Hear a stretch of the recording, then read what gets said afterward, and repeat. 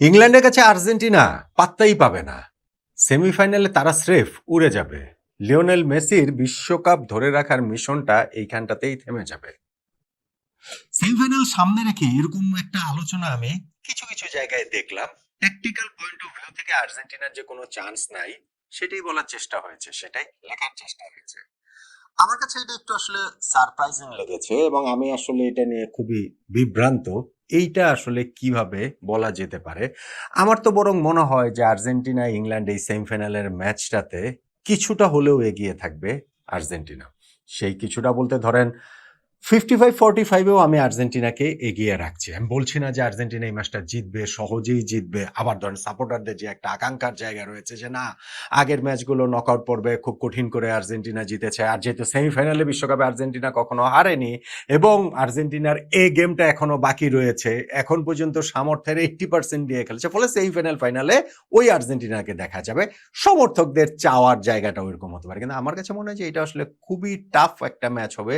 খুবই দুর্দান্ত একটা ট্যাকটিক্যাল ব্যাটেল হবে ইংল্যান্ডের কোচ টমাস টুখেল এবং আর্জেন্টিনার কোচ লিওনেল স্ক্যালোনির মধ্যে দিয়ে। এবং সেই জায়গাতে অন্তত 8-10টা পয়েন্ট তো আমি দেখতেই পাচ্ছি যেই কাজগুলো ঠিকঠাক মতো করলে, বেশিরভাগ যদি ঠিকঠাক মতো করতে পারে, তাহলে আর্জেন্টিনা এই ম্যাচটা ইংল্যান্ডকে হারাতে পারবে। ট্যাকটিক্যাল পয়েন্ট অফ ভিউ থেকে কোন কোন জায়গায় আর্জেন্টিনা ভাই দেখেন এই কাজগুলো স্ক্যালোনেরা প্রতিনিয়ত করছেন, টুখেল করছেন, সব কোচরাই তাই করেন। সবসময় তারা আলোচনার মধ্যে থাকেন একদল কিভাবে খেলবে এবং প্রতিপক্ষকে কিভাবে নিষ্ক্রিয় করবে। এটাই তো আসলে কাজ। আমরা যা শুধু একটা ধারণা নিয়ে একটা আলোচনা করতে পারি যে আসলে এইখানটাতে কোন কোন কাজগুলো আর্জেন্টিনা করার চেষ্টা করবে ইংল্যান্ডের বিপক্ষে, যেটা করতে পারলে হয়তো বা, যেটা আমি 55-45-এ বলছি, যে আর্জেন্টিনা ম্যাচটা জিতে বেরিয়ে আসতে পারে, ফাইনালে তারা খেলতে পারে। এবং সেই আলোচনার মধ্যে তো ধরেন যেটা আমি বলছি যে আর্জেন্টিনা করতে পারে, সেগুলো আবার ইংল্যান্ড যদি আরো ভালোভাবে করতে পারে, ইংল্যান্ডে বেরিয়ে আসার চান্সটা বেশি থাকবে। সো যেহেতু এখানটাতে আমাদের ধরেন আর্জেন্টিনার পয়েন্ট অফ ভিউ থেকে আমি আলোচনাটা করছি, সেই কারণে আমার ওই 8-10টা পয়েন্ট, যার মধ্যে লাস্ট পয়েন্ট অন্তত পক্ষে খুবই ইন্টারেস্টিং। এইটা নিয়ে কি আসলে খুব একটা আলোচনা হয়েছে কিনা, কোথাও আলোচনা হয়েছে কিনা বিশ্ব মিডিয়াতেও, ইনফ্যাক্ট আমি আসলে কোথাও দেখি নাই। তো আমার কাছে মনে হয়েছে যে সেইটা আসলে খুব গুরুত্বপূর্ণ, স্পেশালি দলটা আর্জেন্টিনা বলে। আচ্ছা, তাহলে পয়েন্টগুলো নিয়ে একটু আলোচনা করা যাক। যেমন নাম্বার 1, আমি মনে করি আর্জেন্টিনার এই খেলাটা স্লো পেসে খেলা উচিত। এই বিশ্বকাপে অনেকগুলো ম্যাচের জায়গাতে কিন্তু আমরাও বলেছি, আমিও বলেছি যে আর্জেন্টিনা টু স্লো তাদের খেলাটা, তাদের বিল্ড আপটা। এমনিতে তাদের খেলার ধরন তো স্লো বিল্ড আপই তারা করে, তারপরে হচ্ছে গিয়ে র্যাপিড ফায়ার কিছু পাসে তারা প্রতিপক্ষের মানে গোলমাউথ ওপেন করে ফেলে, ওইটাই তাদের খেলার ধরন। কিন্তু কোনো কোনো ম্যাচে তারা এত স্লো খেলেছে যেইটাতে মনে হয়েছে যে মানে এটা কিভাবে প্রতিপক্ষের ওই ডিফেন্স লাইন চিরে তারা গোলটা দিবে। কিন্তু ইংল্যান্ডের সঙ্গে ওই স্ট্র্যাটেজিতেই আর্জেন্টিনার অন্তত পক্ষে শুরুটা করা উচিত বলে আমি মনে করি। কেননা ইংল্যান্ড খুবই ফাস্ট পেস ফুটবল খেলার চেষ্টা করবে, ওইটাই ইংল্যান্ডের স্ট্রেংথ। তারা চাইবে তাদের দুই উইঙ্গারের ব্যবহার, তারা চাইবে কুইক পাসিং এর মাধ্যমে হচ্ছে গিয়ে শুরুতেই হচ্ছে গিয়ে আর্জেন্টিনার উপরে চড়া হতে। ফলে আর্জেন্টিনার এই জায়গায় টার্গেটটা থাকবে ম্যাচের শুরুটা স্লো করার। তাদের পেসে যেন খেলাটা হয়, তাদের পেসে যেন ম্যাচটা হয়, সেইটা ইনশিওর করা আমি মনে করি ট্যাকটিক্যাল দিক থেকে ইনিশিয়ালি খুবই খুবই গুরুত্বপূর্ণ। On the other hand England চাইবে হচ্ছে কি তারা দ্রুত গতিতে খেলাটা শুরু করতে, ওইটা তাদের স্ট্রেংথের জায়গা। এইটা স্ক্যালোনি টুখেল কে কিভাবে তার টিমকে সেট আপ করেন, খেলা শুরু হলে সেটা অবশ্য আমরা বুঝতে পারবো। নাম্বার 2, আমার মনে হয় আর্জেন্টিনার এনশিওর করতে হবে শুরুতে গোল না খাওয়াটা।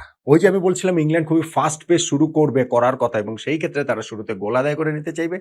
আর্জেন্টিনার লক্ষ্য থাকবে যে প্রথম গোলটা যেন তারা না খায়, স্পেশালি ম্যাচের শুরুর দিকে।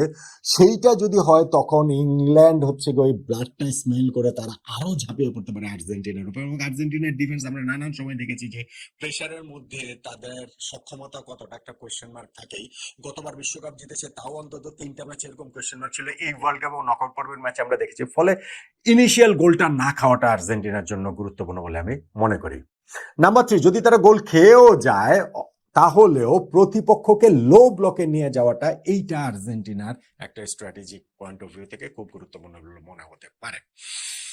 ইংল্যান্ড ঠিক ওইভাবে খেলবে আমার তা মনে হয় না, যেমনটা ধরেন সুইজারল্যান্ড খেলেছে। ওইটা বেচারারা ব্যাড লাক, 10 জনের দলে পরিণত হওয়ার পর। কিংবা ধরেন মিশর একটা সময় খেলেছে, কিংবা ধরেন কাবো ভের্দে খেলেছে। লো ব্লকে প্রতিপক্ষকে নিয়ে যেতে পারলে আর্জেন্টিনা তাদের ডিফেন্সটা ওপেন করে ফেলতেই পারবে যে কোনোভাবেই হোক, সেইটা হচ্ছে গিয়ে বুদ্ধিদীপ্ত পাসে হোক, সেইটা হচ্ছে গিয়ে লং বলে হোক, সেইটা হচ্ছে বক্সের বাইরে থেকে নেওয়া শটে হোক, অনেক রকম ভাবে প্রতিপক্ষের ডিফেন্সটাকে ওপেন করে ফেলাটা সম্ভব। ফলে ওই সাস্টেনেবল প্রেশার যদি আর্জেন্টিনা ক্রিয়েট করতে পারে ইংল্যান্ডের উপরে, তাদেরকে লো ব্লকে নিয়ে যেতে পারে, ইন দ্যাট কেস কিন্তু আমার মনে হয় যে এটা আর্জেন্টিনার ম্যাচ থেকে বিজয়ী হিসেবে বেরিয়ে আসার চান্সটা বেশি থাকবে। এবং on the other and England নিশ্চয়ই সেটা চাইবে না, অত পেছনে তারা নিশ্চয়ই তাদের ডিফেন্স লাইনটাকে নিয়ে যেতে চাইবে না। নাম্বার 4, খেলাটাকে ডিপে নিয়ে যাওয়া, খেলাটাকে যত সম্ভব প্রলম্বিত করা, খেলাটাকে যতটা সম্ভব আর্জেন্টিনার নিয়ন্ত্রণে রেখে সামনে এগিয়ে যাওয়া। দেখেন এই বিশ্বকাপে আর্জেন্টিনা যে 17টা গোল করেছে, সর্বোচ্চ গোল, তার মধ্যে একটা গোল 50% অলমোস্ট গোল তারা করেছে ওই 79-80 মিনিটস এবং তারপরে। তার মানে 50% গোল তারা যখন ওই সময় করছে, ম্যাচ যত সামনে এগোবে আর্জেন্টিনার জয়ের চান্স কিন্তু তত বেশি বাড়বে। কেননা আর্জেন্টিনা পুরো টিমের কথা যদি দেখেন, তাদের খেলার প্যাটার্ন এইটা না যে তারা প্রচন্ড রকম অ্যাথলেট, প্রচন্ড রকম তারা মাঠে দৌড়াচ্ছে, প্রচন্ড রকম তারা এরিয়া কাভার করছে। ফলে ম্যাচ যত সামনে এগোবে, ইনক্লুডিং লিওনেল মেসি, তাদের কিন্তু হচ্ছে গিয়ে প্রতিপক্ষের টায়ার্ডনেস এবং তাদের এই ক্ষেত্রে হচ্ছে গিয়ে গোল বেল করে নেওয়া, সেইটার সুযোগটা আরো অনেক বেশি থাকবে বলে আমার কাছে মনে হয়। ফলে ম্যাচটা ডিপে নিয়ে যাও, আমরা ক্রিকেটের ক্ষেত্রে এটা বলি, রান চেঞ্জের ক্ষেত্রে স্পেশালি এটা বলি যে খেলাটাকে ডিপে নিয়ে যাবে। সো আর্জেন্টিনা এই জায়গাটাতে খেলাটা ডিপে নিয়ে যাওয়াটা তাদের জন্য গুরুত্বপূর্ণ বলে আমার কাছে মনে হয়।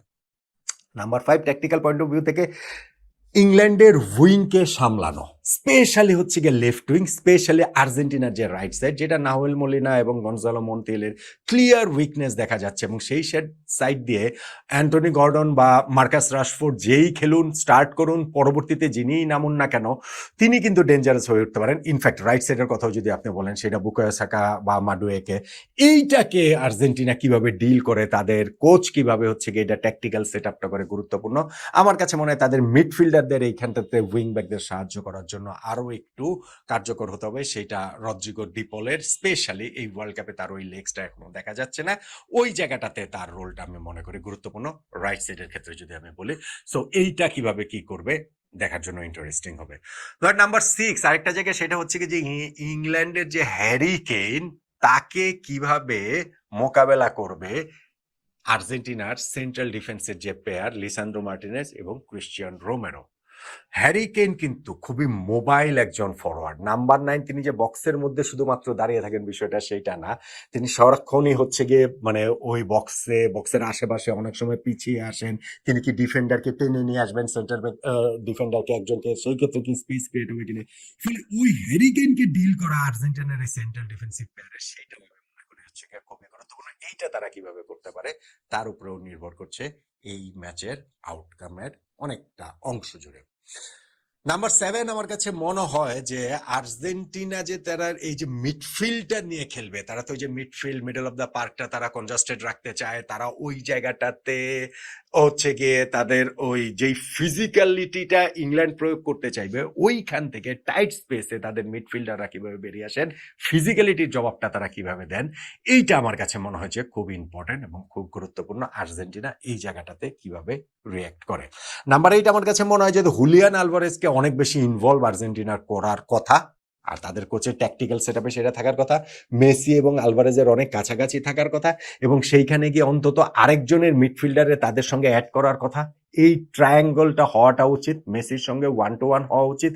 ট্রায়াঙ্গলে ওইখানটাতে হচ্ছে কি 3টা পাস প্রতিপক্ষের ডিফেন্সের ওপেন করার জন্য, সেটা খুব গুরুত্বপূর্ণ। হুলিয়ান আলভারেজকে এইখানে তাদের অ্যাটাকিং প্যাটার্নে আসলে খুবই গুরুত্বপূর্ণ রোল প্লে করবে, এবং সেই জায়গাটাতে এনশিওর করাটা আর্জেন্টিনার জন্য গুরুত্বপূর্ণ। এবং অবভিয়াসলি ইংল্যান্ড চাইবে যে সেইটা যেন না হয়, ওই ছন্দটা যেন তারা আটকে দিতে পারে।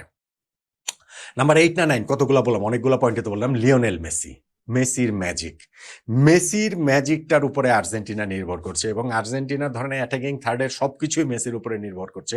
এবং এই 39 বছর বয়সে এসেও সেটা শুধু তার গোলের জন্য না, সেটা শুধু তার অ্যাসিস্টের জন্য না, শেষ পর্যন্ত গিয়ে আর্জেন্টিনার এই অ্যাটাকে যা কিছু ভালো সবকিছুই মেসি কেন্দ্রিকই হয়। এখন বলতে পারেন লাস্ট ম্যাচটাতে মেসি গোল পায়নি, অন্যরা কন্ট্রিবিউট করছে, এটা আর্জেন্টিনা টিমের জন্য অবশ্যই ভালো, কিন্তু এন্ড অফ দ্য ডে যে মেসি হচ্ছে গিয়ে ম্যাটার করে, তাকে ঠেকানোর জন্য ইংল্যান্ডের অবশ্যই কৌশল থাকবে। এখন এটা গত 20 বছর ধরে পৃথিবীর ক্লাব দল বলেন, ইন্টারন্যাশনাল দল বলেন, সব দলের কোচেরই কৌশল থাকে। পারে না তো কেউ, বেশিরভাগ সময়ই তো পারেন না, ব্যর্থ হন কোচরা। ফলে টমাস টুখেল এবং তার ইংল্যান্ডের কাছে যে মেসিকে বন্দি রাখার যে ম্যাজিকটা আসছে, সেইটা ওইভাবে বলা যাবে না। ফলে মেসিকে ওইখানটার স্পেসটা, মেসি যখন স্পেসটা পান, তার অন্য সতীর্থরা তার উইলিং রানার সাথে থাকা, ধরেন সেটা হুলিয়ান আলভারেজ হতে পারে, ধরেন সেটা হচ্ছে গিয়ে এনজো ফার্নান্ডেজ হতে পারে। সো ওই জায়গাটা থেকে মেসি যেন একটু স্পেস পান, 1-2 করতে পারেন, সেইটা খুব গুরুত্বপূর্ণ। এবং তা যদি করতে পারেন তাহলে মেসি তার ম্যাজিক দেখাতে পারবেন বলে আমার কাছে মনে হয়। আরেকটা পয়েন্ট যেটা, সেটা হচ্ছে গিয়ে moment of magic, moment of brilliance. এইটা আর্জেন্টিনার জন্য গুরুত্বপূর্ণ। এখন এটা কোনো টেকটিক্যাল জায়গা না, কিন্তু যখন ম্যাচের পর ম্যাচ এই ঘটনা ঘটে, তার মানে এর মধ্যে আসলে কিছু একটা আছে। আর্জেন্টিনা দেখেন না যে ওয়ার্ল্ড কাপে তারা হচ্ছে গিয়ে দৈর্ঘ্যের দিক থেকে, লম্বার দিক থেকে তৃতীয় ক্ষুদ্রতম দল, দৈর্ঘ্যের দিক থেকে শর্টেস্ট টিম। সেই আর্জেন্টিনা এই ওয়ার্ল্ড কাপে সবচেয়ে বেশি কর্নার থেকে গোল করে ফেলেছে 3টা। সো এইটার মধ্যে আছে তাদের ওই ট্যাকটিক্যাল সেটআপের মধ্যে ওই কিছু বিষয় রয়েছে অবশ্যই। এবং সেই জায়গাতে আমার কাছে মনে হয় যে ওই যে মোমেন্ট অফ ম্যাজিকের কথা বলছি, যে তাদের ওই বিশ্বাসটা রয়েছে কেউ না কেউ তাদেরকে বেইল আউট করবে, এবং কেউ না কেউ তাদেরকে বেইল আউট করছে। জেনারেলি সেটা মেসি হন, লাস্ট ম্যাচে সেটা হয়েছে হচ্ছে হুলিয়ান আলভারেজ, তার সেই অবিশ্বাস্য গোল। তার আগের ম্যাচে মনে করেন যে এনজো ফার্নান্ডেজ লাস্ট মোমেন্টের গোল, যেখানে লাউতারো মার্টিনেজের ক্রস ছিল। ফলে ওই মোমেন্ট অফ ম্যাজিকটার উপরে আর্জেন্টিনা অনেক বেশি রিলাই করবে। এইটা আসলে কোনো ট্যাকটিক্স দিয়ে কোনো কিছু না, এটা একটা বিলিভের ব্যাপার। এবং সেই জায়গাটা থেকে আর্জেন্টিনা বেরিয়ে আসতে পারবে ইংল্যান্ডের বিপক্ষে, ওরকম প্রত্যাশা ধারণ করবে। এবং last but not the least, আমি যেটা বলছিলাম, এগুলো নিয়ে আলোচনা বিভিন্ন জায়গায় হবে, হচ্ছে, চর্চা হচ্ছে। লাস্ট আমার যেটা পয়েন্ট, সেটা হচ্ছে বিতর্ক তৈরি করা ম্যাচের মাঝখানে, অনফিল্ড। এবং সেই বিতর্কের মাঝে আর্জেন্টিনা থ্রাইভ করে। দেখেন, আর্জেন্টিনার মধ্যে একটা ব্যাপার আছে, লিওনেল মেসিদের এই টিমটার মধ্যে ডিয়েগো ম্যারাডোনার ওই স্পিরিটটা আছে। স্পিরিটটা কি, যে যতই বিতর্কিত হোক, যতই নিজেদের বঞ্চিত হোক, অবিচারের শিকার হোক, তার মধ্যে দিয়ে তারা আসলে বেরিয়ে আসবে। এই যে ওয়ার্ল্ড কাপে মেসিদের দলকে ফেভারিট করা হচ্ছে, ফিফার হচ্ছে গিয়ে তাদেরকে টানছে, রেফারি তাদের পক্ষে কথা বলছে, ভিআর তাদের পক্ষে কথা বলছে, এইটা আলোচনা করে আর্জেন্টিনার উপর যেমন চাপ প্রয়োগ করা হয়েছে, ঠিক তেমনি ভাবে আর্জেন্টিনাও পারফরমেন্স দিয়ে সেইটা ওভারকাম করার চেষ্টা করে। এইটা তার দল, এই দলটার মধ্যে রয়েছে। এবং এই যেটা আমি বলছিলাম যে বিতর্কের মাঝখানে, বিতর্ক মাঠে মারামারি করা, ফিজিক্যাল ওই জায়গাটাতে যাওয়া, ধরেন হচ্ছে গিয়ে রেফারির সাথে তর্কাতর্কি করা, কোনো একটা মানে রেড কার্ড ফোর্স করা, ট্যাকেল করা, মানে এই যে একটা বিতর্কের মুখে কথা বলা। সো এই বিতর্কের জায়গাটাতে ইংলিশদের হচ্ছে গিয়ে এলোমেলো হয়ে যাওয়ার চান্সটা বেশি, আর্জেন্টিনার ওই জায়গাটাতে বিজয়ী হিসেবে বেরিয়ে আসার চান্সটা বেশি। তো আমার কাছে মনে হয়, আমি এটাতে মোটেই অবাক হব না যদি আজকের ম্যাচে ডেলিভারেটলি দেখি, আজকের ম্যাচে না, মানে আর্জেন্টিনা ইংল্যান্ড ম্যাচে ডেলিভারেটলি দেখি যে আর্জেন্টিনা বিতর্ক করার তৈরির চেষ্টা করছে। যদি সেটা করতে দেখি তাহলে বুঝবো সেইটা আসলে তাদের ওই ট্যাকটিক্যাল প্ল্যানেরই একটা অংশ। এটা ঠিক মাঠের ফুটবল না, কিন্তু ওই মাঠের ফুটবলটাকে হেল্প করে আর্জেন্টিনার, যদিও ওই রকম ইংল্যান্ডের বিপক্ষে। আর যেহেতু ইংল্যান্ডের বিপক্ষে ম্যাচের অনেক হিস্ট্রি রয়েছে, সেটা নিয়ে বিস্তারিত একটা আলোচনা করছি। সেই 66 বিশ্বকাপ আন্তোনিও রাতিনের বেরিয়ে যাওয়া থেকে শুরু করে, 82-তে ফকল্যান্ড ওয়ার, 86 বিশ্বকাপে ম্যারাডোনার সেই হ্যান্ড অফ গড, 98 বিশ্বকাপে ডেভিড বেকহ্যামের লাল কার্ড, 2002 বিশ্বকাপে মাইকেল ওয়েনের ওই পেনাল্টি আদায় করে নেওয়া, বেকহ্যামের প্রায়শ্চিত্ত। ফলে এই ফিক্সারটার পেছনে অনেক কিছু আছে, অনেক হিস্ট্রি আছে। এবং সেই জায়গাটা থেকে যদি বিতর্কের জন্য একেবারে এটা প্রস্তুত হয়ে আছে, উত্তপ্ত হয়ে আছে, সেই জায়গাটা যদি আর্জেন্টিনা করতে পারে, কাজে লাগাতে পারে, আমার মনে হয় ওইখানটাতে লাভটা আর্জেন্টিনারই বেশি হবে ইংল্যান্ডের চেয়ে। মাঠে তাই ডেলিভারিটি তারা বিতর্ক তৈরির চেষ্টা করতে পারে।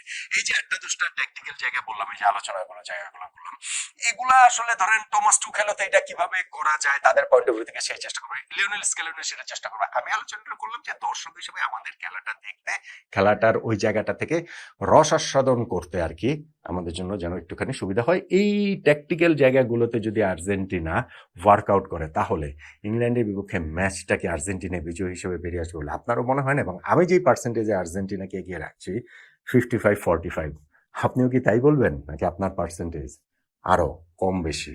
জানাতে পারেন মতামতটা।